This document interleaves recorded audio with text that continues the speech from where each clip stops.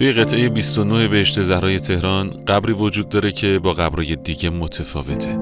اونجا یه افغانستانی دفنه. اون به شهادت نرسیده و به مرگ عادی در مرداد ماه سال 1400 بر اثر کرونا فوت شده.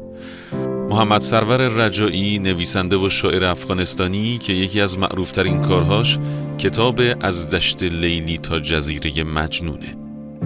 ماجرای حضور افغانستانی ها در دفاع مقدس. آره، درست شنیدین. افغانستانی ها در طی سالها دفاع مقدس در یگانهای مختلفی مثل 21 امام رضا، 5 نصر خراسان و 17 علی ابن ابی طالب قم و تیپ ابوذر حضور مؤثر داشتند.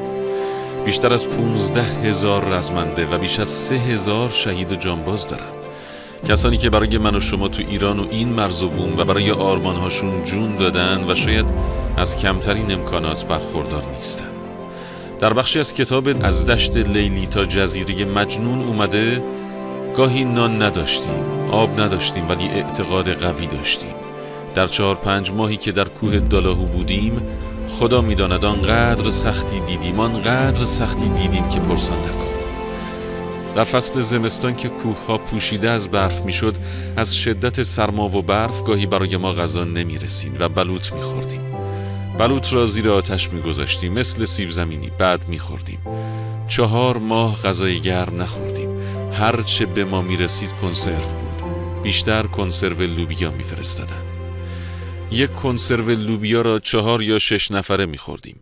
راه تدارکاتی خیلی خراب و خطرناک بود. نیروی خدماتی صبح راه میافتاد و عصر میرسید. ما زیر خیمه های پلاستیکی میخوابیدیم. از زیر نم و زمین یخ، از بالا هم سردی خیمه و برف. اگر نیم ساعت به خواب میرفتیم بس بود. همیشه نماز خود را با تیمم میخواندیم و از برف آب آشامیدنی تهیه میکردیم. فقط شانس آورده بودیم که آنجا پر از درخت بلوط بود، مثل مناطق جنوبی افغانستان.